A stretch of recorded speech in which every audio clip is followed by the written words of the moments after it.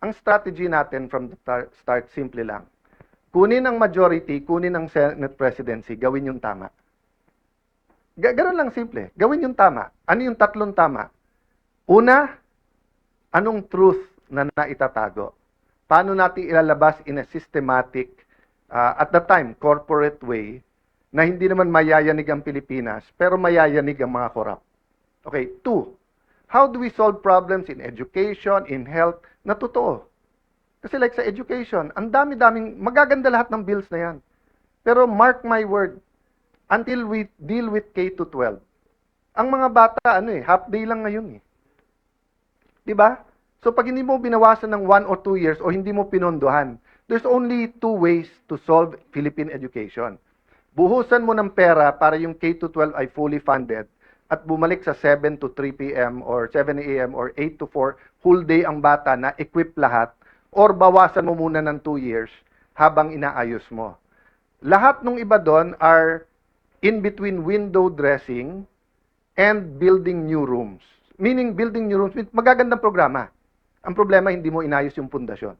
Diba? Ganon din po sa health natin.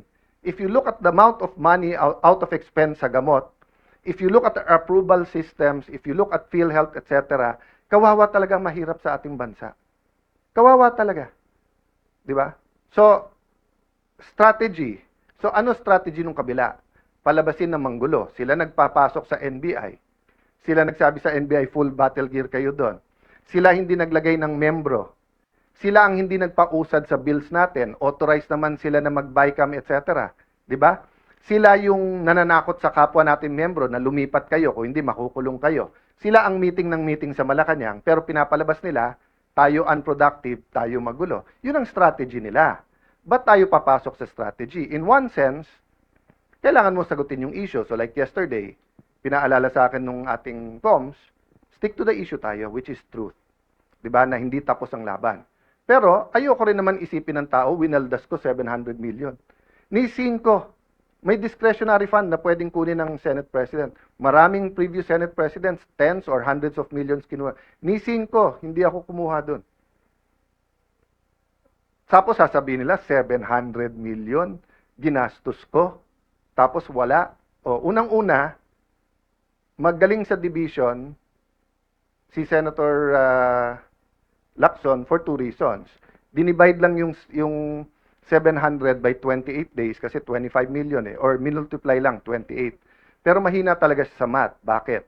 Because 12 is not 13. Pangalawa, akala ko ba sabi nyo tanggal ako nung June 3? O ilan araw ang May 11 hanggang June 3? O, paano naging 28? Diba? So makikita mo talaga na mahuhuli sa bibig ang isda. Pero bakit nga manggugulo si Senator Lacson? So on one hand, stick tayo to the issue. On the other hand, there are some issues, tactical issues, na kailangan mo sagutin kasi kung hindi, masisira main message mo. So kung ang main message natin is good governance, tapos akala ng tao may anomalya sa 700 million. So sabi niya, isipin mo, walang productivity. O bakit ngayon break Everyday ngayon, 25 million. So kung ngayon sasabihin ko, ang grupo ni Lacson at ni Gatchalian, 25 million today, walang nagawa. Tomorrow, 50 million, walang nagawa. O sa Monday, kung 5 araw na, 125 million, walang, naka-break tayo Meron free trial Diba? So wag natin lokohin ang tao. So, but sometimes it's strategic na i-expose yung ginagawa nila. So, nakita ko to kasi tandaan nyo, political science yung background ko, yung pinag-aralan ko. And uma-absent ako sa school, sumama lang sa tatay ko because I was really interested in politics. I've been a counselor since I was 21 years old. I've been in government. So what's my point? Nung nakita ko na dumami ang mga congressman na bumabanat sa VP nung 24-25, sabi nung iba, ang dami ng galit. Sabi, hindi, naging speaker ako Magaling ang strategy yung speaker. Bakit? Alam kasi nila na sa Pilipinas, we have a two-party system. Diba? Sabi nung iba, multi-party. Hindi, two-party system tayo. Diba? Party on Friday, party on Saturday, election sa Monday, Tuesday, lahat kakampi na sa administrasyon. may maiiwan lang na konting oposisyon. So in a sense, two-party, administrasyon, oposisyon. Di ba? Medyo unique lang ngayon kasi yung mga Pinklawan, Dilawan, kumampi, Marcos na rin. Dahil ayaw kay VP Sara. So ang nangyayari ngayon, they claim to be the opposition, but the opposition oppose. They're actually co-administering. Di ba? So, what's my point there? Ang galing ng ginawa nila. Kasi pagka yung congressman hindi nagsalita ng mabigat versus VP Sara, alam nilang pagpalapit na or bumango, kakampi din nila o dalawa kakampi. So ang ginawa nila, binitawan, sinusuportahan, ginalit, or whatever. No, I'm not saying hindi conviction nung iba sa Quadcom, etc. I'm point, it was a systematic attack. So that nga, hindi na sila, so that point of no return na. Na kung ikaw man si VP Sara, paano mo pang kakausapin yung mga yon? Inupakan ka na ng ganon. Di ba? So, ganon din ang ginawa nila ngayon sa Senado. Pag upo ko, tumitingin din sila kasi katulad, alam niyo naman si 14, di ba? Si 14, ilan meetings nag-attend siya, nagkikwento, nagsama na ng sitwasyon. Etong si Senator Lacson, kung ano nang ginagawa. Tapos nung nagbilangan na, kumampi doon, siya din eventually kumausap sa ibang kasama na bumaliktad, si 14. So, ang point ko, anong ginawa nila? Imbis na dumami tayo by them going to us, nung nag-meeting sila, take turns tayo lahat umupak. Kaya alam ko sa grupo nila ang pinakamatalino, si Lito Lapid. Kasi si Lito, parang kasama nyo na ako, pero wag nyo nang asahan, umupak pa ako. Di ba? I mean, si Lito's the most honest and practical. We're here together, this is politics. Pero wag na tayong gumawa ng imbento tungkol sa kasama natin. Pero sila, nag-take turn sila. Liberal, kayo naman. Rafi Tulfo, ikaw naman. But makikita mo yung diferensya nila. Sabi ni Rafi Tulfo, hindi daw sila Malacanang. In other words, hindi sila tuta. Okay. But doon mo makikita yung graduated din experience. Bakit? Kasi si Senator Tito Soto and Senator Rafi Tulfo, at least sila tuta ng Malacanang. Pero si Erwin Tulfo, tuta lang ni Lacson. Hindi siya tuta ng Malacanang. 'Di ba? Kasi nga may hawak sa kanya si Senator Lacson na alam sa kanya.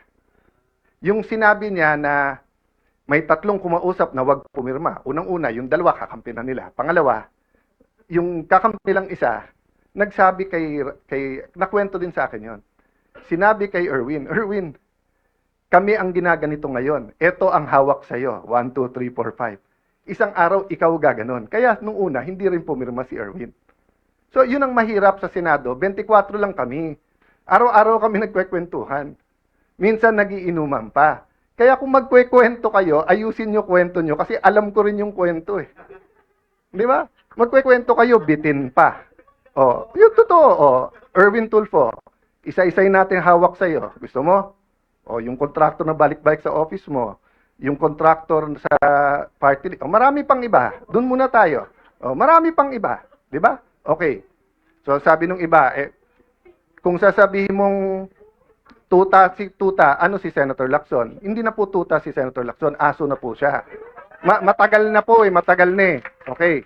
But ano ang ibig ko sabihin sa aso? Anong klase? Iba-iba kasing klase ng aso. Yung kayo po, pagka may utos sa inyo, kayo ay nag-asikaso. Meaning you take care of it. Meron din pong aso-kaso. Ano yung aso-kaso? Tatahol yung aso, kakasuhan.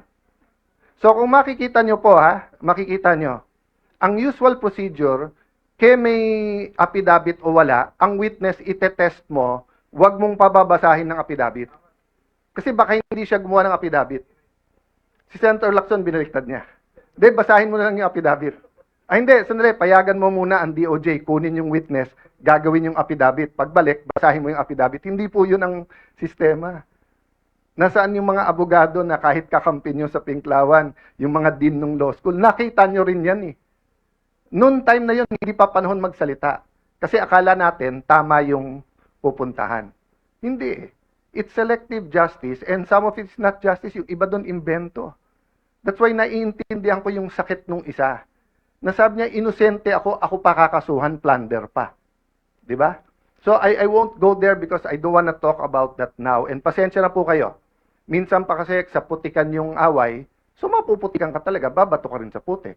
But that doesn't mean as Christians, mag-iimbento tayo.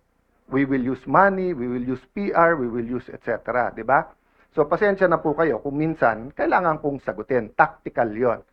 But going back to the strategic, ano ba ang ating trabaho ngayon? To reveal the truth.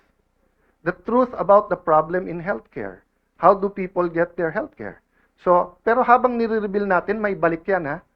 So, yesterday, in-inform tayo ng mga kaibigan natin sa DOH na tinanggal na daw tayo sa system. So, hindi na daw tayo pwedeng mag-refer ng mga gagamutin sa iba't ibang ospital. That might be the price we have to pay. And we know, we don't have enough personal resources para ipagamot lahat. Pero, we have enough resources to hire buses.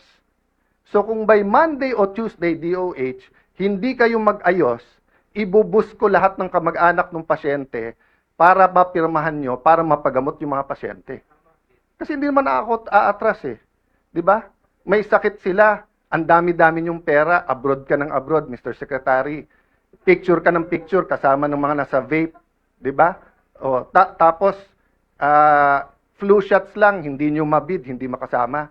Tapos just because ang tingin mo, wala na ako ngayon sa paningin ng Malacanang, tatanggalin mo yung privilege namin. Oh, Senator Lacson, Sir, sabi mo,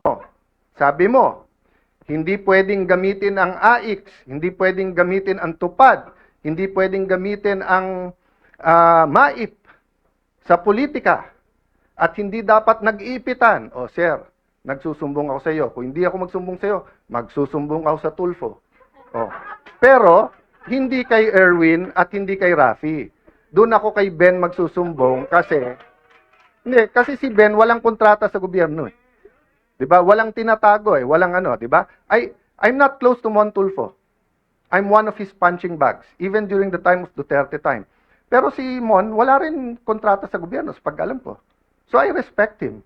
Even if he's not in favor of what I'm doing, kahit tinitira niya ako. I also respect Ben, nakikita-kita ko, di ba? Pero si Erwin at si Rafi, paano ko rerespetuhin ko? Paano ko rerespetuhin? Eh, di ba, alam ko kung sino kayo, anong ginagawa nyo, alam ko kung anong hawak sa inyo. Tapos, aaraw-arawin nyo ako sa media. Magdebate tayo, sabihin nyo yung topic, yung debate ng katotohanan, debate ng flood control, debate ng contractor, di ba? Huwag tayo magdebate ng kung ano-anong gusto nyong topic na nililihis nyo lang sa mga nangyayari. So again, mga kasama, tama yung narinig nyo, inuumpisahan na kami. Actually, to be fair ha, for a long time, Senator Amy and Senator Bongo, pinagtatanggalan din ng mga pondo. So, ang sabi nila, daan-daan bilyon ang para sa ayuda at hindi ito pwedeng gamitin sa pagpapabango, which is not true ha, also. Nung simula nung nagkaroon ng oil crisis, nung simula nung Israel, open na silang may picture, may pangalan sa pagdidistribute eh. Pero okay lang kasi at least nakukuha ng tao. So don't get me wrong ha, as long as yung mga pasyente na asikaso, it doesn't have to pass through my office. Ang problema, pumunta sa opisina nila, sila nagsasabi, pumunta ka sa congressman, senador. Pagpunta naman nila sa congressman, senador, ay, dito sa congressman na to, kasi kakampi ng Malacanang. Dito kakampi, di ba? So, let me address myself to Senator Win because paulit-ulit siya nung siya ang chairman ng Committee on Finance. Sabi niya, walang politika sa pondo to. And I believe him. I believe him. When he was chairman of Finance, sabi niya, walang politika, pare-pareho to. At yung amounts natin bilang mga senador, walang lalamang, pare-pareho tayo. O, Senator Win, you're now the Senate President. May DOH Secretary ka, namumuliti ka. O, the ball is in your hands, di ba? Pero papayag ba tayo? Sa atin, ano ba ang isang weekend? Pero yung may sakit na hindi matuloy yung CT scan niya, hindi matuloy yung MRI niya, hindi matuloy yung dialysis niya, that can be fatal, 'di ba? So sasabihin nyo kami namumuliti ka, 'yun ang ginagawa nyo. So sorry, mapupunta tayo sa politika. because we have to fight the daily battles. But my point is strategy versus tactics. Daily battles versus the war. The war is really for the kind of Philippines we want. Diba? And yun ang last ko sasabihin, we have to articulate that. We have to articulate. So yung mga men and women of God na nandito ngayon, na you will be speaking on those topics, pasensya na po kayo kung napunta ako sa daily battles. But that's what we're facing. And iba-iba tayo ng trabaho. May taga-fast, may taga-pray, may taga-encourage, may taga-luto, may taga-linis. Diba? So, we're all part of that giant puzzle that the Lord has put. But as long as we said, Lord, use me, Lord, send me, I think we'll be okay. So sa lahat ng nagpre-pray for us, lahat ng nagtatrabaho for us, guys, kayo yung inner core. So don't lose faith. Some of you didn't sign up for this, but even if you didn't sign up for it, you had in your mind the kind of Philippines you want. So, di ba, yung balik tayo dun sa na Lord, save mo ako.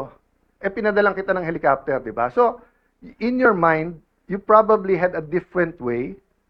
Di ba? So, kung tingin yung education yung problem, you're probably drafting a super good bill on education.